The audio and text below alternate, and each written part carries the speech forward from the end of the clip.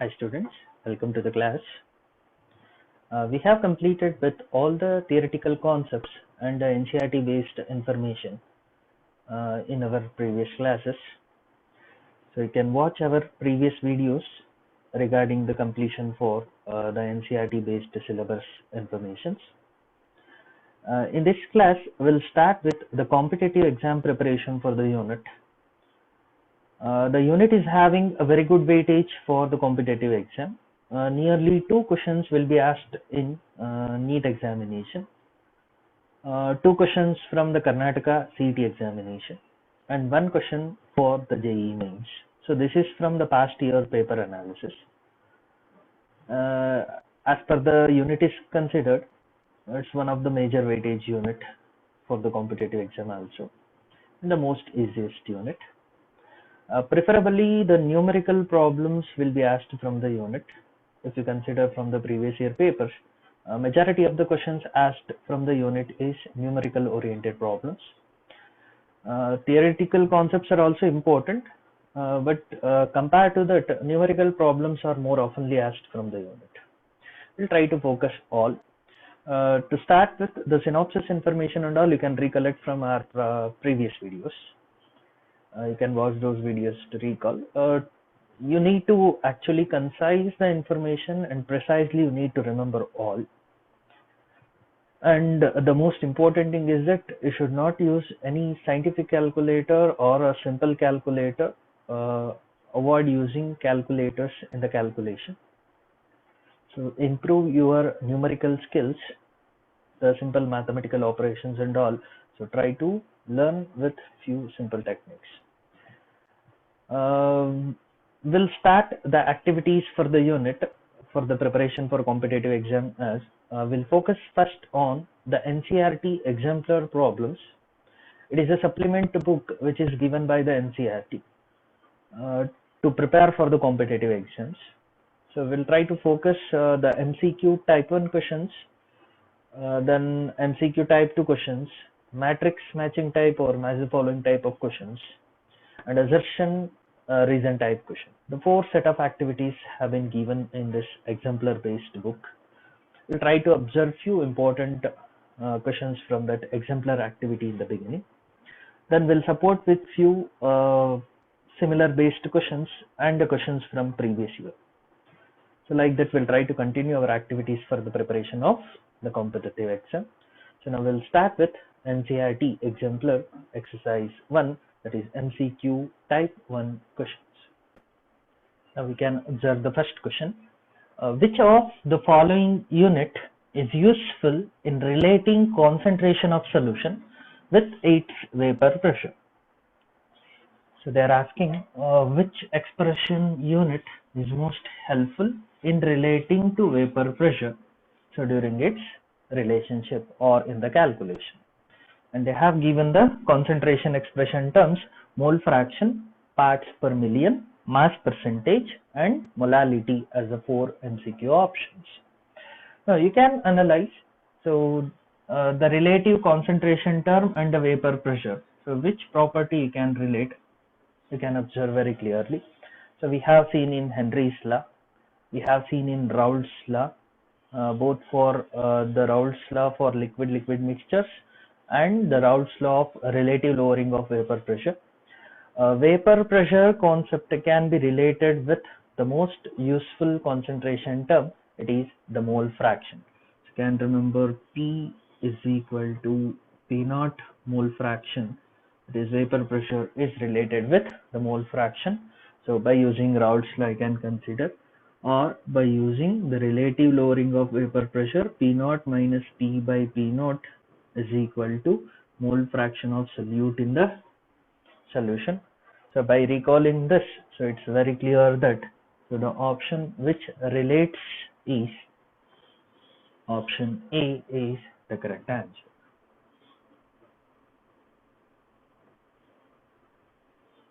Hence, mole fraction is the most useful concentration term in relating to the vapor pressure. We'll move on to the second question. The question is, on dissolving sugar in water at room temperature, solution feels cool to touch. That is, upon dissolving the sugar in water at a room temperature condition, the solution is feeling cool to touch. Under which of the following cases dissolution of sugar will be most rapid? Under the given suitable condition, so which will explain the rate of dissolution as highest, we need to identify. Here you can recall with the information. So the solution is feeling cool to touch. That explains that it is an endothermic process. Solution feels cool to touch explains that due to dissolution, that is addition of the solute in the given solvent in obtaining a solution, the process is exothermic, that is endothermic reaction.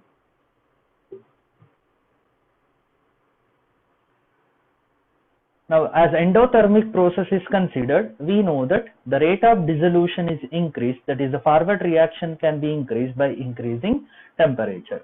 So hence, increase in temperature increases the solubility, that is the rate of dissolution for endothermic process.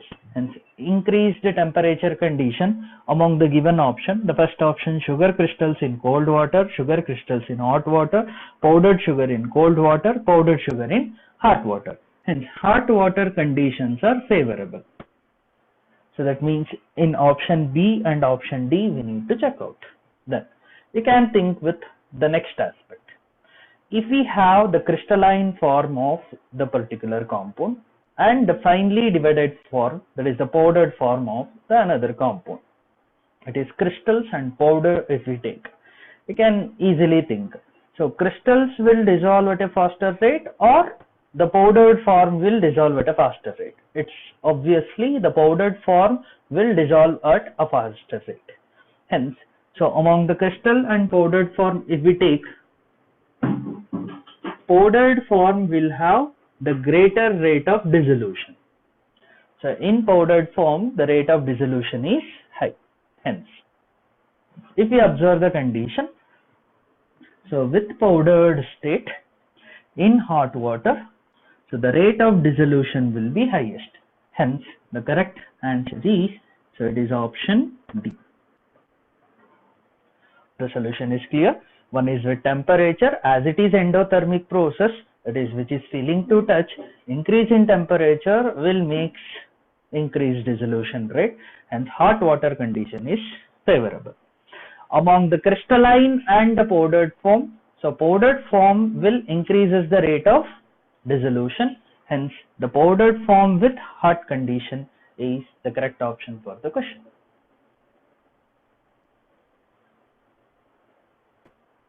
We'll continue with the third question now.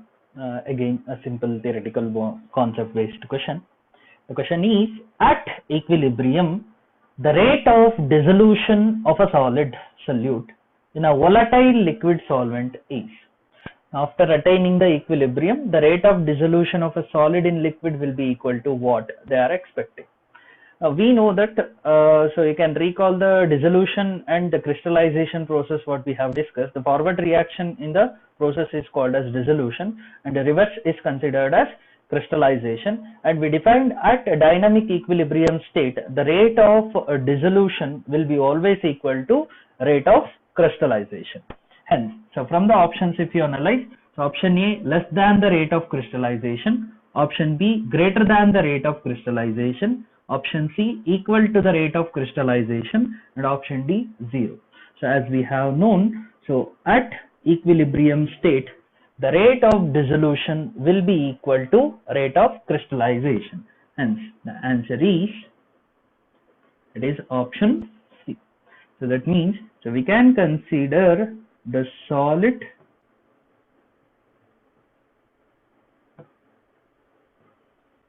once it is mixed with the liquid solvent, the forward process in obtaining the solution, the dissolved state, is called as dissolution, and the reverse process where the dissolved solid particles, so separate from the solution, is called as crystallization. Hence, at equilibrium state, rate of dissolution will be always equal to rate of crystallization.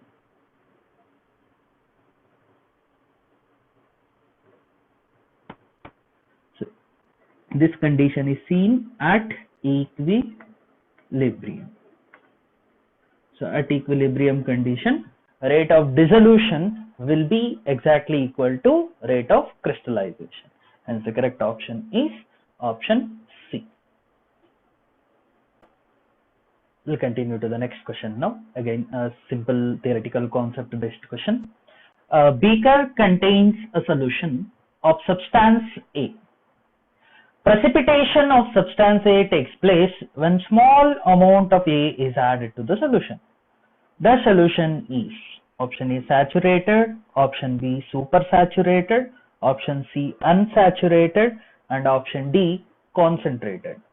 Now, when we are understanding with the solubility, when we are explaining with the concept of solid dissolution in liquid, so at equilibrium condition, we define the three types of solution. So you can recall that concept. So that is after attaining equilibrium.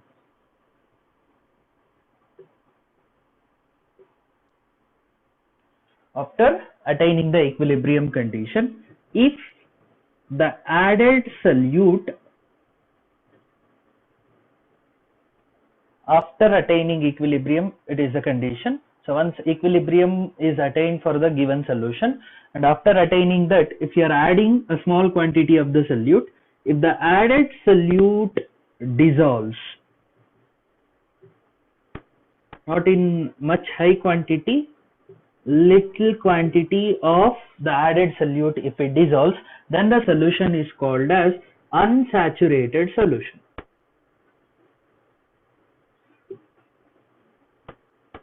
After attaining the equilibrium, so the added little solute, if it dissolves, then the solution is called as unsaturated. If the added solute does not dissolve,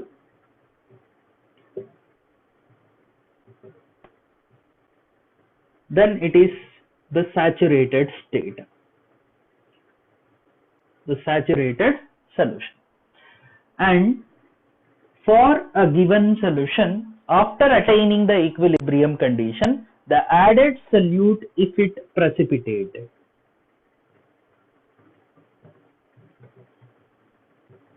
after attaining the equilibrium condition, that added extra solute, if it gets precipitated, then it is called as supersaturated solution. So this is what we discussed when we are learning in the theoretical concept. I can recall which is opted for the respective question information. Now the given substance A, so addition of the substance A takes place with precipitation. So with a small quantity of A is added into the solution. That explains it is under equilibrium condition now. And with the addition of small quantity of substance A, the solution is undergoing precipitation. Then the solution will be of which type? So as the precipitation takes place for the added solute, so it explains that it is a supersaturated solution. So hence the correct option is, so option B. Hence the answer for the question is option B.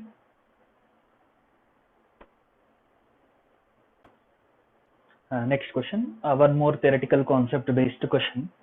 Maximum amount of a solid solute that can be dissolved in a specified amount of given liquid solvent does not depend upon. So upon which it will not depend, we need to identify from the option. That is dissolution of solid in liquid is the concept. Now you can think nature of solute and solvent is important for all the types of dissolution. Whether it is solid in liquid, solid in gas, or liquid in gas, or liquid, whatever is the type of the solution. So it is the nature of solute and solvent is majorly important taken criteria on which the dissolution or solubility depends. As nature of solute and nature of solvent on which it depends. Then we left out with temperature and pressure of option A and option C. So on which it does not depend. As we know, solid dissolution in liquid may be exothermic or endothermic. So whether it is exothermic reaction or endothermic nature, so the respective property depends on temperature. That is, increase in temperature will affect the solubility. So hence temperature will also depend for the dissolution of solid in liquid. Then pressure, if we take, pressure has no effect on dissolution of solid in liquids, that we have learned with the condition. The reason is that so both are practically non-compressible in the nature. That is, both solids and liquids you cannot compress by applying pressure. Hence, so pressure has no effect on the dissolution of solid in liquid. Hence the correct option is